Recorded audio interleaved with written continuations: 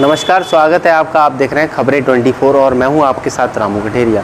इस वक्त हम मौजूद हैं उत्तर प्रदेश बरेली जनपद के नगर सिरौली के मुख्य अड्डे पर और आज हम पहुंचे हैं युवजन वेलफेयर सोसाइटी के प्रदेश अध्यक्ष मोहम्मद आलम खान जी के कार्यालय पर।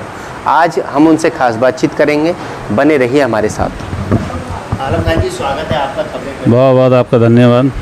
आलम खान जी, जानना चाहेंगे जैसा कि मौलाना रशीद ने डिम्पल यादव के ऊपर विवादित टिप्पणी की, उसमें आपका क्या कुछ कहना? देखिए, मौलाना रशीद ने जो टिप्पणी की वो गलत है सरासर, और उन पर कार्रवाई होना चाहिए। एक महिला का अपमान करना ये हिंदुस्तान की परंपरा नहीं है। हिंदुस्तान की परंपरा है महिलाओं का सम्मान करना। मौलाना रशीद ने जो टिप्पणी की उन पर कार्रवाई हो। अगर ये उसी दिन इस पर विराम लग जाता जिस दिन इकरा हसन पर टिप्पणी हुई थी, योगेंद्र राणा ने जो टिप्पणी की थी, उसी दिन अगर उस पर कार्रवाई हो जाती तो आज मौलाना रशीद की हिम्मत नहीं पड़ती जो डिम्पल यादव के ऊपर टिप्पणी करते। और सपा का जो आप देख रहे हैं कि सपा जो विरोध कर रही है, जिस दिन इकरा हसन के ऊपर टिप्पणी हुई थी उस दिन ये सपा खामोश थी, पूरा पीडीए खामोश था, कांग्रेस भी खामोश थी। और जब अपने पे आई तो समाजवादी के लोग इतने क्रोध में आ गए कि मौलाना की पिटाई भी करी उन्होंने। स्टूडियो में मैं देख रहा था, एक उसमें बैठे हुए थे तो दो समाजवादी के कार्यकर्ता आए और जो है उन्होंने मौलाना रशीदी को मारा भी। ठीक है, उनकी गलती थी, अगर ना वो ऐसा करते ना उनको पिटाई होती।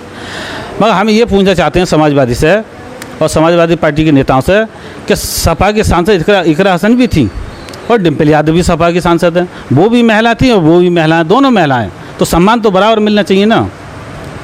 ये तो वही कहावत आ गई कि दूसरे पे हो तो कोई बात नहीं और अपनी बात तो क्रोध में आ जाओ।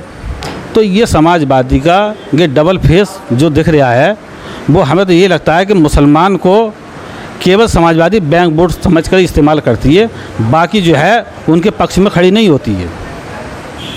और समाजवादी अगर पक्ष में होती तो जिस दिन इकरा हसन के ऊपर टिप्पणी हुई थी तो उस दिन के समाजवादी के लोग कहाँ थे? उस दिन योगेंद्र राणा के उनके घर क्यों नहीं गए हमला करने? ये बात योगेंद्र राणा के घर भी जाकर बोल भी सकते थे। तो वहाँ तो कुछ मौन रख लिया, वो तो खामोश रहे। और जब अपनी भी आई तो एकदम क्रोध में आ गए, जगह जगह पोस्टर लगा दिए, जगह जगह जूते लगा हुए पोस्टर, मौलाना के पोस्टर लगे हुए होंगे। तो ये तो गलत है। और जो सत्ता पक्ष के सांसद थे, जो महिलाएं सत्ता पक्ष के सांसद थे, हम वो भी देख रहे थे, वो भी विरोध कर रही थी कि डिम्पल यादव के ऊपर जो टिप्पणी की गई है वो मौलाना रशीदी के ऊपर कार्रवाई हो। तो अच्छी बात है, हम उसका समर्थन करते हैं कि उन्होंने ये बात कही। और बात यह है कि जिस दिन इकरा हसन के ऊपर टिप्पणी हुई तो सत्ता पक्ष के सांसद उस दिन उन्होंने ये बात नहीं कही। हमें इसका बात का बहुत दुख है कि उन्हें कहना चाहिए थी। हम एक बात को बहुत अच्छी तरह कहना चाहते हैं कि कर्नल सेना के जो राष्ट्रीय अध्यक्ष थे, उन्होंने स्वयं कॉन्फ्रेंस करी और पत्रकारों से कहा कि योगेंद्र राणा हमारे कर्नल सेना के कोई सदस्य नहीं है, ना कोई पदाधिकारी हैं हमारे, और उन पर कार्रवाई हो और उनके ऊपर कार्रवाई हो, उन्हें जेल जाना चाहिए। कि एक इकरा हसन जो है वो हमारी बहन है और बहन के ऊपर कोई ऐसी बात कहेगा हम बर्दाश्त नहीं करेंगे। ये बात कर्नल सेना के राष्ट्रीय अध्यक्ष जी ने कही, ये बात हमें बहुत अच्छी लगी और वो सबसे आगे पहले आए। और उसके बजाय, पहले आने के बजाय जो है वो सपा को आना चाहिए था। कर्नल सेना की क्यों आती आगे? मैं इस बात की, हम उनके जज्बातों की कदर करते हैं कि कर्नल सेना के राष्ट्रीय अध्यक्ष ने सबसे पहले आकर उन्होंने आगे बढ़कर कहा कि योगेंद्र राणा को कार्रवाई होनी चाहिए और जेल होना चाहिए। उन्होंने इकरा हसन के ऊपर गलत टिप्पणी की है। मगर समाजवादी खामोश रही और जो है समाजवादी जो है केवल मुस्लिमों का बैंक वोट इस्तेमाल करती है। समाजवादी को जो है मुसलमान की खाली बैंक वोट की ज़रूरत है, न कि उनके समर्थन के साथ खड़े होने की कोई ना कोई चाहत नहीं रखते हैं वो अखिलेश यादव।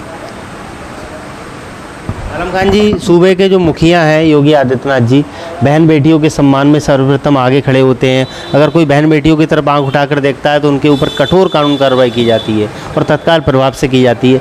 क्या कुछ कहेंगे? ये बात आपने सही कही कि कार्रवाई होती है और हमने अक्सर कई चीज़ों में देखा है कि महिला से अगर कोई चलते फिरते गाड़ी या बाइक से कोई छेड़ भी जाता है तो उस टाइम तो वो चला जाता है, मैं अगली बार देखो तो वो अपने पैरों पे नहीं आता है। ये मुख्यमंत्री की अच्छी बात है। मैं मुख्यमंत्री जी से हमारी एक ही विनती है कि जिस दिन ये टिप्पणी हुई इकरा सेन के ऊपर, तो सरकार का मौन होना ये जनता के बीच जो है गलत मैसेज जा रहा है। फिर उसके बाद डिम्पल यादव के ऊपर हुई, तो ये तो चलन बढ़ता जा रहा है। अगर देश के अंदर ऐसी चलन बढ़ता रहा तो बताइए, जब सांसदों के ऊपर टिप्पणी हो रही है तो आम महिलाएं फिर अपने आप को कैसे सुरक्षित समझेंगी। तो अगर इनके ऊपर कार्रवाई हो जाती दोनों के ऊपर, तो महिलाएं जो है अपने आप को सुरक्षित समझती और जो आगे की टिप्पणी का सिलसिला है वो ख़त्म हो जाता, लोग नहीं कर पाते।